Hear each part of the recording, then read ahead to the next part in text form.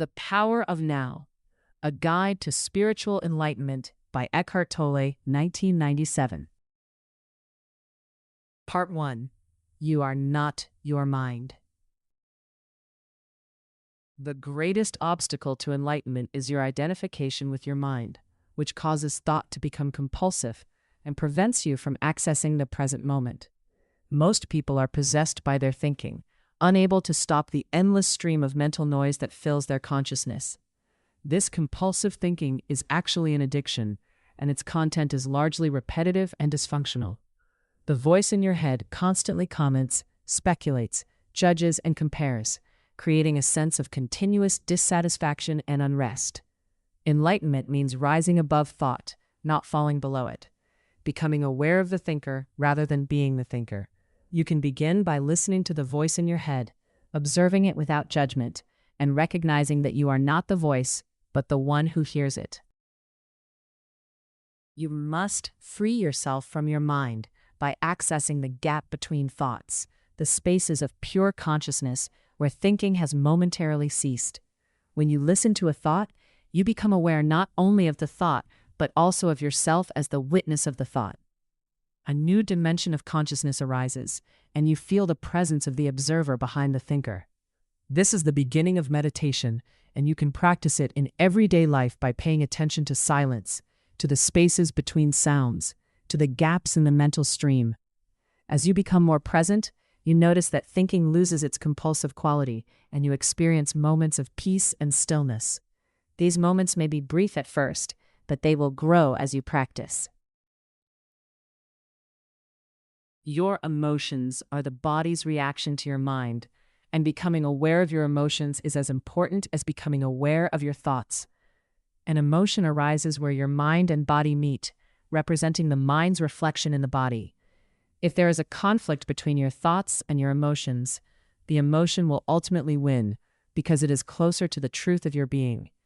You must learn to feel your emotions directly, to allow them to be there without being controlled by them.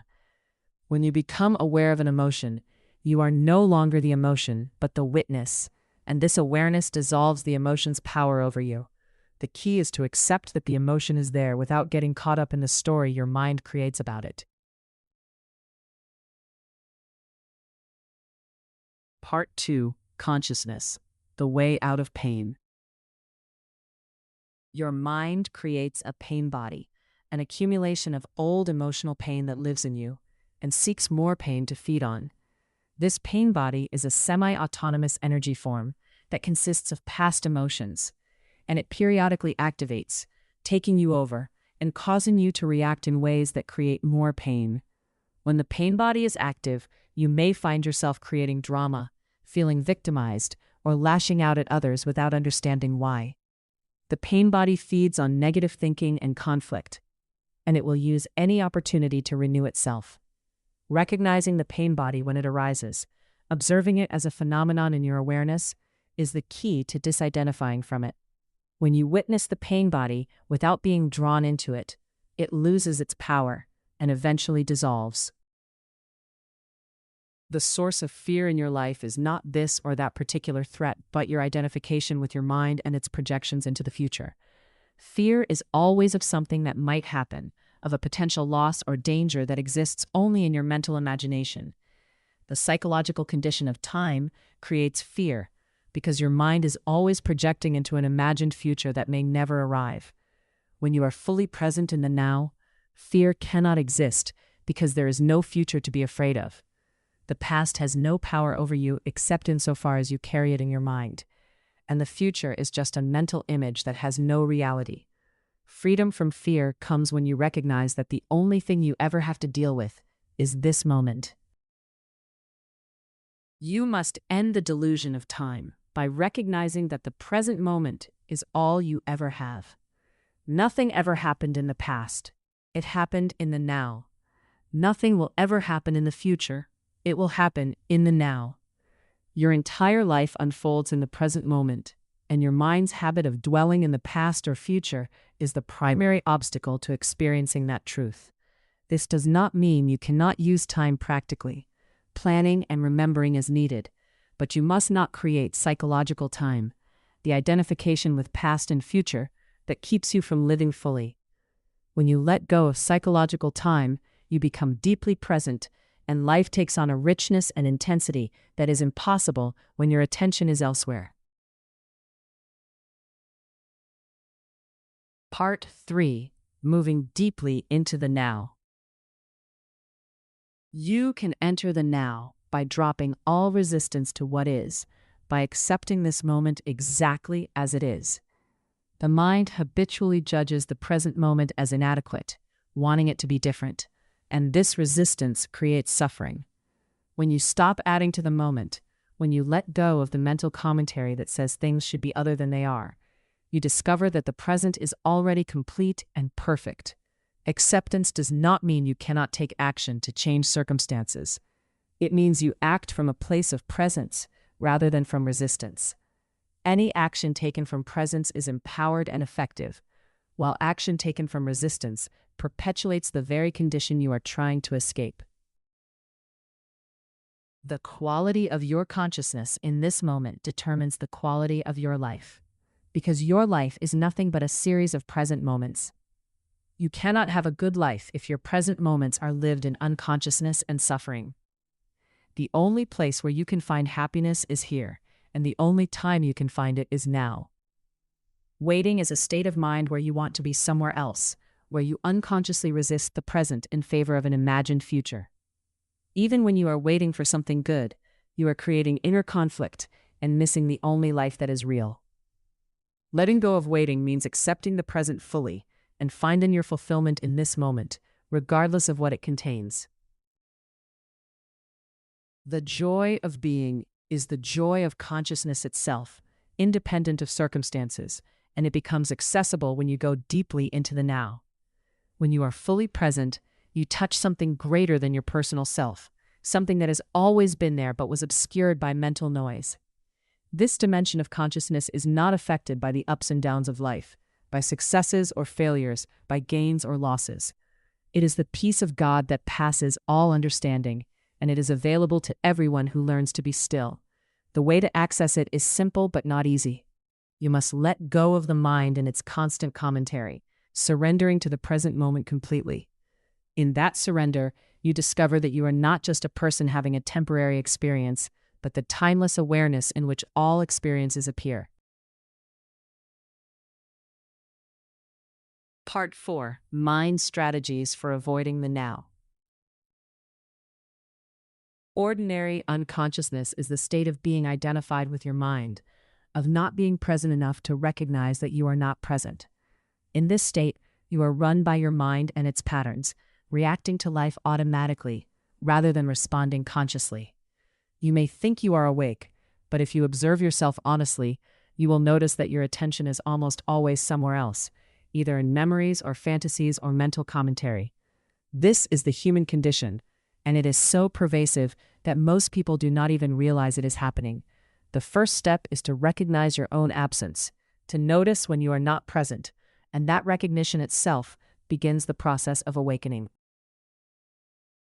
Freedom from unhappiness comes when you stop seeking fulfillment in the future and recognize that the present moment is already complete. Most people live in a state of wanting, always reaching for something they do not have, and this wanting is the source of their suffering. When you realize that you already have everything you need, that the present moment is enough, you enter a state of contentment that no external circumstance can disturb. This does not mean you stop having desires or goals. It means your happiness is not dependent on their achievement. You can work toward future outcomes while being fully present now, and this paradox is the secret to joyful action. You must learn to recognize when you are carrying unconscious baggage from the past, projecting old patterns onto the present. Every situation you encounter triggers reactions based on past conditioning, and unless you are present, you will relive the same dramas over and over.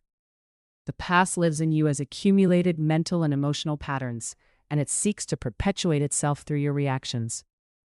When you are fully present, you see each situation fresh, without the filter of past conditioning, and you respond appropriately rather than reacting automatically. This is true freedom, the ability to meet life as it is, without the distortions of memory and anticipation. The mind's strategies for avoiding the now are endless, but they all serve the same purpose, keeping you identified with thought and away from presence. You may seek distractions through entertainment, work, relationships, or substances, all to escape the discomfort of being alone with yourself. You may constantly plan and worry about the future, keeping your attention safely away from the present. You may dwell on past grievances, rehearsing old injuries and keeping them alive. All of these strategies are forms of resistance to the present moment, and they all perpetuate suffering. The way out is simply to notice what you are doing and to bring your attention back to now, again and again. Part 5. The state of presence. Presence is not something you can think your way into. It is something you realize when you stop thinking. It is the background awareness in which all thoughts arise and dissolve, the space of consciousness itself. You have glimpses of presence throughout the day, usually unnoticed, when you pause and look at the sky, when you listen deeply to someone, when you feel awe at natural beauty. In those moments, thinking ceases, and you are simply aware. To cultivate presence, you must pay attention to these glimpses and invite them more often. The more you practice, the more the gaps between thoughts widen, and presence becomes the background of your life, rather than a rare visitor. You can use your senses to anchor yourself in the present moment, bringing your attention fully to what you are experiencing. Feel the air on your skin. Notice the play of light on surfaces. Listen to the sounds around you without labeling them. When you bring your attention to the sensory world, you naturally become present because the senses only function in the now. Thoughts about the past or future require you to leave your senses, to go into mental time travel. By returning again and again to sensory experience, you train your mind to stay present. This practice is simple but powerful, and it can be done anytime, anywhere, regardless of what you are doing. The breath is an especially powerful anchor because it is always with you and always in the present. Whenever you notice that you are lost in thought, you can bring your attention to the sensation of breathing, to the rise and fall of your chest, to the flow of air through your nostrils. This simple act returns you to the now and breaks the grip of compulsive thinking. The breath also connects you to your body, which is your gateway to presence, because the body can only be experienced in the present. When you inhabit your body fully, you are no longer lost in your mind, and a profound sense of aliveness arises. This embodied presence is the foundation of spiritual awakening. Part 6. The inner body. Beyond your physical body lies the inner body, the energetic field of life that animates your physical form. You can access this inner body by closing your eyes and bringing your attention inward, feeling the aliveness that pervades your body from within. At first, you may feel nothing, but with practice, you will become aware of a subtle energy, a tingling or vibration that is the life force itself. This inner body is your connection to the formless dimension of being, and it is always accessible when you need to return to presence. When you are grounded in the inner body, you are not easily pulled into the mind's dramas, because your attention is rooted in something deeper. The body that you can see and touch cannot take you to the dimension of depth, but the inner body can. When you are in touch with the inner body, you are in touch with the source of all life, and you experience a sense of immortality that has nothing to do with physical survival. This is because the life in you is the same life that animates all things, the one universal being that was never born and cannot die. Physical death becomes less frightening when you know yourself as the timeless consciousness that inhabits the body, not as the body itself. The inner body is your bridge between the world of form and the formless, and cultivating awareness of it transforms your experience of life. You can deepen your presence by anchoring yourself in the inner body throughout the day, not just during meditation. When you are waiting in line, when you are walking, when you are listening to someone, you can feel the inner body as a background awareness. This does not prevent you from engaging with the world. It enriches your engagement because you are no longer lost in mental commentary. Relationships become deeper when you are present with the other person, sensing their inner body as well as your own. Creativity flows more freely when you are rooted in presence. Every activity is enhanced when you are grounded in the inner body, because you are bringing the fullness of your being to whatever you do. Part 7. Portals into the Unmanifested. The unmanifested is the formless dimension of consciousness from which all forms arise and into which they dissolve. It is the source of life, the unborn, the undying, the eternal reality that is always present but cannot be perceived through the senses. You cannot know the unmanifested as an object of consciousness because it is consciousness itself. The only way to access it is to become so still that you disappear as a separate self, leaving only the awareness of being. This sounds mystical, but it is actually the most natural state, the one you are in before you learn to identify with your mind. There are several portals through which you can enter the unmanifested: the cessation of thinking, the experience of deep stillness, the felt sense of the inner body, and the moment of death. Every deep sleep is a taste of the unmanifested, though you are not conscious enough to recognize it. The most accessible portal in daily life is the gap between thoughts, a moment of pure awareness before the next thought arises. As you practice presence, these gaps become more frequent and longer, and the unmanifested becomes a living reality in your life. You begin to sense that you are not just a person living in a world of separate things, but the awareness in which all things appear. When you enter the unmanifested, you do not lose your ability to function in the world. You gain the ability to function from a deeper place. The unmanifested is the source of all creativity, all inspiration, all true wisdom. From it arises the power to act without attachment, to serve without ego, to love without conditions. The greatest saints and sages have always spoken of this dimension, and now it is available to you. The path is simple. Be present, be still, be aware. The rest happens on its own, as the unmanifested flows into your life and transforms it from within. Part 8. Enlightened relationships. Most relationships are not between two conscious beings, but between two unconscious mind systems, each seeking fulfillment from the other. This is why relationships so often become battlegrounds, each partner trying to get their needs met by someone who cannot possibly meet them. The unconscious expectation is that the other person will complete you, will make you whole, will provide the happiness you cannot find within yourself. This is a recipe for suffering because no one can give you what you do not already have. The only lasting solution is to find completeness within yourself, to become whole in the present moment, independent of any relationship. When you are present, relationships become expressions of love rather than searches for love. Love is not something you can seek or find in another person. It is something you are, the natural state of a conscious being.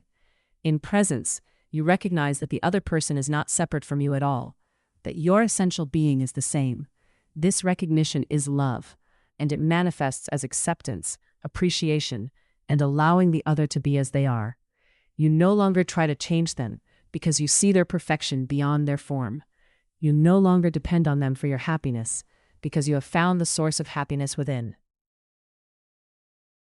Enlightened relationships require that both partners are committed to presence, to bringing consciousness into their interactions. When unconscious patterns arise, as they inevitably will, you meet them with awareness rather than reaction. You recognize that the other person's pain body is talking, and you do not take it personally. You accept that moments of unconsciousness will occur, and you use them as opportunities to deepen your own presence. The relationship becomes a spiritual practice, a mirror in which you see your own unconscious patterns, and an opportunity to transcend them. In this way, even the difficulties of relationship become gateways to awakening. Part 9.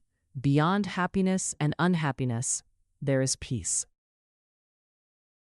Happiness and unhappiness are opposites that depend on each other, two sides of the same coin. When you seek happiness, you are also creating the possibility of unhappiness because you are attaching your well-being to conditions that can change. The peace that goes beyond both is not dependent on circumstances. It is the background awareness that remains unchanged, whether you are experiencing pleasure or pain, gain or loss. This peace is your true nature, and it becomes accessible when you stop seeking fulfillment in the world of form. The paradox is that when you no longer need life to be a certain way, you are free to enjoy it fully, whatever way it is. The end of suffering does not mean the end of pain. Physical pain and even emotional pain may still arise, but they no longer create suffering. Suffering is the resistance to pain, the mental story that says, this should not be happening. When you accept what is fully, pain becomes just pain, a sensation without the added layer of mental suffering. You may still feel sadness, loss, or physical discomfort, but these experiences are not compounded by the mind's rejection of them. They arise and pass like clouds through the sky of your awareness, leaving no residue. This is the freedom that presence brings, and it is available to everyone who is willing to let go of resistance. The power of now is ultimately the power of your own consciousness, the one thing in the universe that is not subject to cause and effect. Everything else in your life is conditional, dependent on circumstances, subject to change and decay. But the awareness in which all these things appear is unconditional, unchanging, and eternal. When you know yourself as that awareness, you are no longer threatened by the losses and changes that life inevitably brings. You have found the one thing that cannot be taken from you, the peace that passes understanding, the joy that has no opposite. This is the promise of the present moment, and it is fulfilled the moment you stop looking elsewhere and simply be here now. Part 10. The meaning of surrender.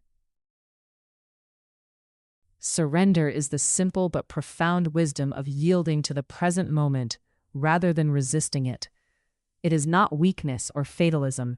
It is the intelligent response to the fact that the present moment is already here and cannot be changed. When you surrender, you drop the inner resistance to what is, and you suddenly find yourself in alignment with life itself. This alignment is not passive, it is intensely active and creative, because you are no longer wasting energy fighting reality. From surrender arises the most powerful action that is not reactive but responsive, not ego-driven but life-driven. Everything you do when you are surrendered is imbued with the power of consciousness itself. There are two levels of surrender: surrendering the small things and surrendering the big things.